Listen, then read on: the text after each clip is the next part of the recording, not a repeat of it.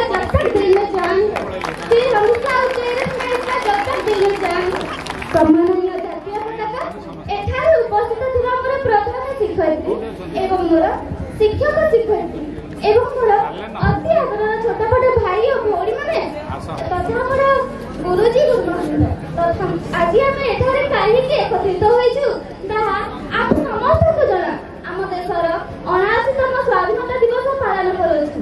आज रही पवित्र दिवस रे मते किछि कहिबार सुजोग मिलिथिबारु मु निजकु धन्य मन करूछि।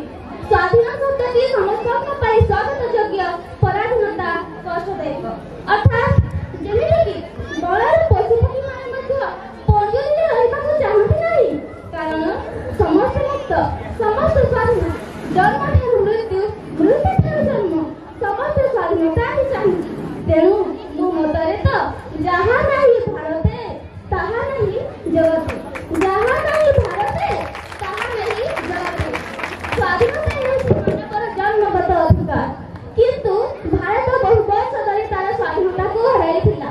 सेतेबेले विदेशी माने आम देश को शासन करुथिले सेतेबेले बसिबा उठिबा खाइबा पीबा काम करिबा कथा कहिबारे मध्य हमर कोनोसी स्वाधीनता नथिला। शासक जहाँ चाहुथिले जेमिति चाहुथिले सेमिति कहिबाकु बाध्य होइथिले। एहार प्रतिवाद कले लाठी प्रहार गुली माड जेल दंड ओ फांसी खुंटारे झुलाइबाकु पड़ुथिला। तेणु यथार्थरे कहिबा भारत आम जन्मभूमि स्वर्ग ठारू बड़ ताहारी टेक रखिबा आमे आसु विपद झड़।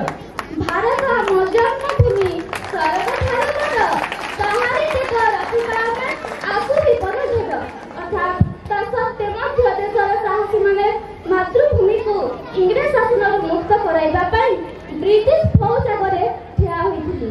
इंग्रेज माने मात्र 30 करोड़ खर्च करी जो ईस्ट इंडिया नामक कंपनी गरिथिले सेही कंपनी भारतर भूखंड को करायत करिनेले। सेतेबेले भारतर कुबर मंगल बादशाह बहादुर शाह जाफर भारतीय मानक मध्यरे एकतार घोर अभाव भाई भाई मध्यरे से खेसाई तेर मनोभाव हम देश को पराजित करिदेला। तेर एठारे देखिबाकु गले तेर तुम स्लिप से खेसाई हमने सबु खाइ भाई तेर तुम स्लिप से खेसाई हमने सबु खाइ भाई अर्थात हमने समस्त गोटे हतार संतान हम समस्त भाई भाई तो निज निज भितरे ई स्थान रखी समस्त समस्तंकर सहचारी बाइछि। धीरे धीरे सादा भारत स्वाधीनता संग्राम रे विद्रोह देखा बहु देश प्रेमी एथिरे छाछ दे कारागार करे सिरा सिरेंकठू आरंभ करी टीपू सुल्तान जयराज गुरुंकठू आरंभ करी लक्ष्मण नायकक पर्यंत देश में काल बलि देबाकू आगे आसिले। शतक अवसर नर नारी युवक युवती छात्र छात्री पशु सन्यासी भारतर स्वाधीनता लगी बलिदा संकल्प नेले। सेमाने चाहुथिले रक्त बदलरे मुक्ति पराधीनता बदलरे स्वाधीनता। 1857 मसीहारे सिपाही विद्रोहरे झांसीराणीक ऋणक हेतरे इंग्रेज सेनापति चमकी उठिले। जगदीशपुर जमींदार कन्वर सिंह इंग्रेज मुकाबला लगी निज हाथ को निज सरकारी रे काटी गंगा को छोड़ देले। महात्मा गांधी आह्वान रे सारा देश प्रकाशित होला कुटी खाओ काटी पिन्ह कुटी खाओ काटी पिन्ह। 1938 मसीहारे किशोर शहीद बाजीराव तंक कंठार सुभिला प्रजा मंडली हुकुम नहीं दंगा मुही छाड़बी नहीं प्रजा मंडली हुकुम नहीं दंगा मुही छाड़बी नहीं। 1942 मसीहारे मुंबईर गुआरिया कैंप मैदानरू प्रतिध्वनित होला भारत छाड़ कर अब अमर करेंगे या मरेंगे भारत छाड़ कर अब अमर करेंगे या फिर मरेंगे। 1944 मसीहारे वीर चंद्र शेषदास कहले मते रक्त दियो मो तुमको स्वाधीनता देबी give me blood I will give you independence give me blood I will give you independence. शेषरे 1947 मसीहा अगस्त 14 तारिख मैदान रे हम देश स्वाधीन होला। ता पर दिन 1947 मसीहा अगस्त 15 तारिख एक त्रिरंगा झंडा सफेद आकाशरे रोमांच सृष्टि कला। तेणु कवि उपेन्द्र त्रिपाठी सुंदर भाव दर्शाई विदेशी शासन अधीन थिला देश सेकाले भोगुथिलु केते जे आमे देश स्वाधीन आज आमे କାହାକୁ ନାହିଁ କର ଜାତୀୟ ଧ୍ୱଜାନ ଉଡ଼ାଇ କର ଅର୍ଥାତ୍ ଆମ ଦେଶ ବହୁ ବର୍ଷ ଧରି ବିଦେଶୀମାନଙ୍କର ଶାସନରେ ଚାଲିଥିଲା। ଆଜି ଆମେ ସ୍ୱାଧୀନ, ଆଜି ଆମେ କାହାକୁ ଡରିବା ନାହିଁ।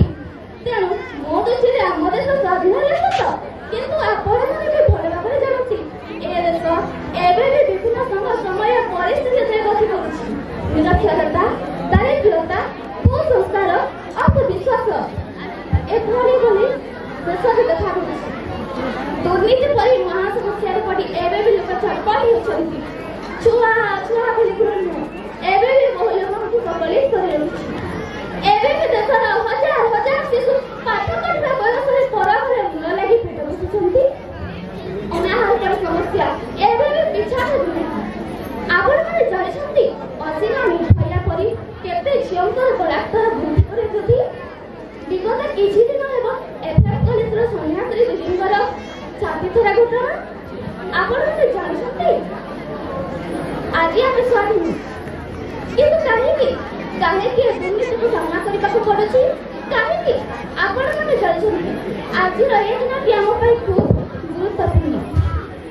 ଆଜି ଆମେ ସ୍ୱାଧୀନ, ହଁ ଆମେ ସମସ୍ତେ ସ୍ୱାଧୀନ, କିନ୍ତୁ ଖାଲି ଆମେ ସ୍ୱାଧୀନ କହି ଛାତିରେ ହାତ ବାଡ଼େଇ ଦେଲେ କଣ ଆମେ ସବୁ ସମସ୍ୟାରୁ ମୁକ୍ତ ହୋଇପାରିବା କି? ନା, କେବେ ବି ନୁହେଁ। ଆମକୁ ଏମିତି କିଛି କରିବାକୁ ହେବ ଯାହାଦ୍ୱାରା ଆମେ ସବୁ ଦୁର୍ନୀତି, କୁସଂସ୍କାର, ଅନ୍ଧବିଶ୍ୱାସ ଠାରୁ ମୁକ୍ତ ହୋଇପାରିବା। ତେଣୁ ଗୋପବନ୍ଧୁ ଦାସ ଯଥାର୍ଥରେ ଲେଖିଛନ୍ତି, ମାନବ ଜୀବନ ନୁହଁଇ କେବଳ ସମାଜ ସ୍ୱାଧୀନ ଦଣ୍ଡ, କର୍ମେ ଜୀବନର କର୍ମ ଏକାତର ଜୀବନର ମାନଦଣ୍ଡ। ମାନବ ଜୀବନ ନୁହଁଇ କେବଳ ସମାଜ ସ୍ୱାଧୀନ ଦଣ୍ଡ, କର୍ମେ ଜୀବନର କର୍ମ ଏକାତର ଜୀବନର ମାନଦଣ୍ଡ। କେବଳ ଆମେ ସ୍ୱାଧୀନ କହି ଛାତିରେ ହାତ ବାଡ଼େଇ ଦେଲେ ହିଁ ନାହିଁ, ଆମକୁ ଏମିତି କିଛି କରିବାକୁ ହେବ ଯାହାଦ୍ୱାରା ଆମେ ସବୁ ଦୁର୍ନୀତି, କୁସଂସ୍କାର, ଅନ୍ଧବିଶ୍ୱାସ ଠାରୁ ମୁକ୍ତ ହୋଇପାରିବା। ଶେଷରେ ଏତିକି କହି ମୋର ବକ୍ତବ୍ୟ ଶେଷ କରୁଛି। ଜୟ ହିନ୍ଦ, ଜୟ ଭାରତ, ଭାରତ ମାତା କି ଜୟ। ଧନ୍ୟବାଦ। बहुत बहुत धन्यवाद।